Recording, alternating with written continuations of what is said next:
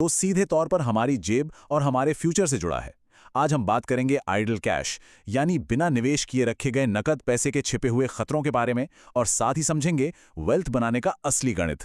सिर्फ 8 साल। जी हाँ, क्या आप जानते हैं कि एक औसत कमाने वाले इंसान की जिंदगी भर की सावधानी से की गई बचत रिटायरमेंट के ठीक 8 साल बाद पूरी तरह से खत्म हो सकती है? सुनने में थोड़ा डरावना लगता है ना, लेकिन ये कोई मनगढ़ंत कहानी नहीं है, बल्कि एक कड़वा सच है जो ये नंबर 8 हमें बता रहा है। तो चलिए बिना देरी किए देखते हैं कि आज हम क्या-क्या कवर करने वाले हैं। पहला, द आइडल कैश ट्रैप। दूसरा, निवेश का जादू। तीसरा, एसेट क्लासेस को समझना। और आखिर में the art of asset allocation. बस इन्हीं 4 स्टेप्स में उस वित्तीय जाल से बचने का पूरा रास्ता छिपा है। शुरुआत करते हैं हमारे पहले पॉइंट से। 1.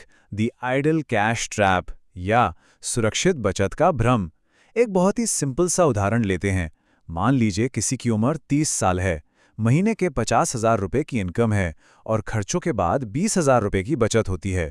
इस पैसे को बस नकद या नॉर्मल बैंक अकाउंट में छोड़ दिया जाता है। देखने में लगता है कि बहुत सेफ और स्मार्ट प्लानिंग चल रही है, राइट? अब इन धारणाओं को थोड़ा आगे बढ़ाकर देखते हैं। मान लेते हैं कि सैलरी में हर साल 10% का इंक्रीमेंट मिल रहा है। दूसरी तरफ महंगाई की वजह से खर्चे भी 8% की दर से बढ़ रहे हैं, और ये सब ऐसे ही चलेगा जब तक कि 50 की उम्र में, यानी ठीक 20 साल काम करने के बाद रिटायरमेंट नहीं हो जाता। काफी प्रैक्टिकल और सुरक्षित सिनेरियो लग रहा है ये। 20 साल की इस कड़ी मेहनत और लगातार बचत के बाद टोटल जमा पूंजी होती है 1.7 करोड़ रुपए। अमाउंट काफी बड़ा लग रहा है, लेकिन एक कैच है। इन 20 सालों में कोई महंगी गाड़ी नहीं खरीदी गई, कोई शानदार छुट्टियां नहीं मनाई गई। बस एक बहुत ही नॉर्मल लाइफस्टाइल मेंटेन करते हुए ये पैसा जोड़ा गया है। और यही एंट्री होती है सबसे बड़े विलन की, इन्फ्लेशन, यानी महंगाई। ये वो दीमक है जो चुपचाप हमारे उस रखे हुए कैश की क्रय शक्ति यानी परचेजिंग पावर को खा जाती है। रिटायरमेंट के बाद जब आमदनी रुक जाती है पर खर्चे 8% से बढ़ते रहते हैं, तो वो 1.7 करोड़ का कॉर्पस सिर्फ 8 साल में जीरो हो जाता है। ये एक भयानक 8 साल का काउंटडाउन है जो सुरक्षित फ्यूचर के सारे भ्रम तोड़ देता है। लेकिन घबराने की बिल्कुल भी जरूरत नहीं है, और यहीं हमारा दूसरा सेक्शन आता है। 2. द मैजिक ऑफ इन्वेस्टिंग, यानी महंगाई से लड़ना। इसी समस्या का सबसे सॉलिड समाधान है कंपाउंड ग्रोथ, यानी चक्रवृद्धि ब्याज की ताकत। देखिए, आज के समय में इन्वेस्ट करना कोई चॉइस नहीं है, ये एक जरूरत है। इसके 3 बहुत ही अहम कारण हैं। पहला, इन्फ्लेशन से लड़ना, जो कि एक अटल सच्चाई है। दूसरा, वेल्थ क्रिएट करना। और तीसरा, एक बेहतर और सुरक्षित लाइफ अचीव करना। एक अच्छे फ्यूचर के लिए इन्वेस्टमेंट पूरी तरह से नॉन नेगोशिएबल है। अब जरा इन चार्ट्स के एनिमेशन पर ध्यान दीजिए।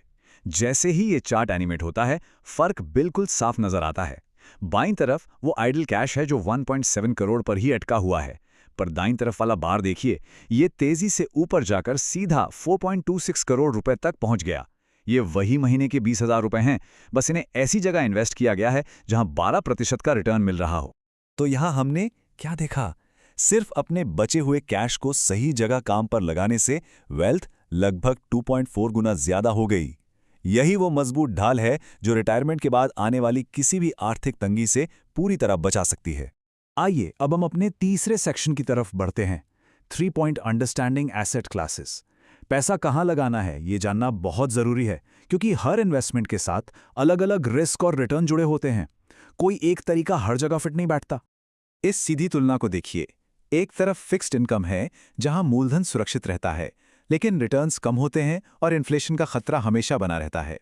दूसरी तरफ इक्विटी है, जहां पूंजी की कोई गारंटी तो नहीं होती, लेकिन ऐतिहासिक रूप से इसने हमेशा ज्यादा रिटर्न दिए हैं और इन्फ्लेशन को आसानी से मात दी है। फिक्स्ड इनकम में हमारे पास क्या क्या विकल्प आते हैं? बैंक एफडी हैं जो 5 से 6% रिटर्न देती हैं, गवर्नमेंट बॉन्ड्स हैं जो करीब 5.5% देते हैं और ये सबसे ज़्यादा सेफ माने जाते हैं, और फिर आते हैं कॉर्पोरेट बॉन्ड्स, जहां रिटर्न्स 9 से 10% तक हो सकते हैं। पर हाँ, जहां कॉर्पोरेट बॉन्ड्स में रिटर्न्स ज़्यादा है, वहां रिस्क भी थोड़ा ज़्यादा हो जाता है। वहीं अगर इंडियन इक्विटीज यानी शेयर बाजार की बात करें, तो लॉन्ग टर्म में ऐतिहासिक रूप से इसने 12% से लेकर 20% से भी ज्यादा का सीएजीआर रिटर्न जनरेट किया है। ये सच में वेल्थ क्रिएट करने वाला नंबर है, लेकिन इसके लिए पेशेंस चाहिए, समझ चाहिए और मार्केट के उतार चढ़ाव को बर्दाश्त करने की क्षमता होनी चाहिए। अब फिजिकल एसेट्स को देख लेते हैं। रियल एस्टेट में 2 से 3% की रेंटल यील्ड और प्रॉपर्टी की वैल्यू बढ़ने का फायदा मिलता है, पर इसमें एक साथ बहुत बड़ा पैसा लगता है, कानूनी कार्रवाई मुश्किल होती है और लिक्विडिटी बहुत कम होती है। वहीं बुलियन यानी सोना चांदी लॉन्ग टर्म में 5 से 8% का एक स्थिर रिटर्न देते हैं। इन्हें ETF या सरकारी गोल्ड बॉन्ड के जरिए बहुत आसानी से खरीदा जा सकता है।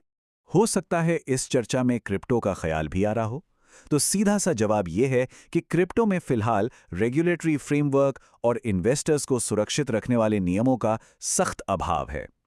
जब तक कोई ठोस कानूनी सिस्टम नहीं बन जाता, इसे एक सुरक्षित वेल्थ बिल्डिंग रणनीति से बाहर रखना ही समझदारी है।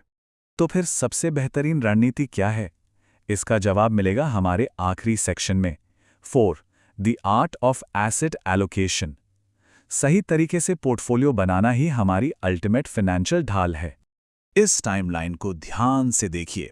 अगर हम 20 साल का नजरिया लेके चलें, तो वही बचत का पैसा अगर 8% वाले बुलियन में जाता है तो 3.09 करोड़ रुपए बनते हैं। फिक्स्ड इनकम में 9% के हिसाब से 3.3 करोड़ बनते हैं। लेकिन इक्विटी में 15% की दर से वो पैसा उछलकर सीधा 5.4 करोड़ रुपए हो जाता है। आपका चुना हुआ एसेट क्लास भविष्य के नतीजों को पूरी तरह बदल कर रख देता है। आप स्क्रीन पर इस एनिमेटेड डोनट चार्ट को देखते हैं। ये एक यंग प्रोफेशनल के लिए सुझाया गया पोर्टफोलियो है। क्योंकि उम्र कम है और रिस्क लेने का समय ज्यादा है, इसलिए चार्ट का सबसे बड़ा हिस्सा यानी 60% इक्विटी में जाता है, 20% कीमती धातुओं में और बाकी बचा हुआ 20% फिक्स्ड इनकम में सुरक्षित रखा जाता है। लेकिन जैसे ही हम एक रिटायर्ड इंसान के पोर्टफोलियो की तरफ बढ़ते हैं, ये डोनट चार्ट बिल्कुल पलट जाता है। अब पूंजी की सुरक्षा सबसे ज्यादा जरूरी है, इसलिए 80% हिस्सा फिक्स्ड इनकम में चला जाता है, सिर्फ 10% इक्विटी में और 10% कीमती धातुओं में। उम्र के साथ इस एलोकेशन को समझदारी से बदलना ही फाइनेंशियल सिक्योरिटी का असली रहस्य है। और इस पूरी जर्नी में इन्वेस्टिंग का एक गोल्डन रूल हमेशा याद रखना चाहिए। Risk and return go hand in hand, यानी जोखिम और रिटर्न हमेशा साथ साथ चलते हैं। अगर फ्यूचर में बेहतर रिटर्न्स चाहिए तो आज थोड़ा बहुत रिस्क उठाने के लिए तैयार रहना ही पड़ेगा। तो अब समय आ गया है इस सवाल पर गहराई से सोचने का। आज जो पैसा बच रहा है, उसका कल क्या होगा? क्या वो ऐसे ही आइडल पड़ा रहेगा ताकि इन्फ्लेशन उसे धीरे धीरे निगल जाए, या फिर उस पैसे को सही जगह काम पर लगाया जाएगा? एक सुरक्षित फ्यूचर का फैसला आज के सही कदमों से ही तय होता है।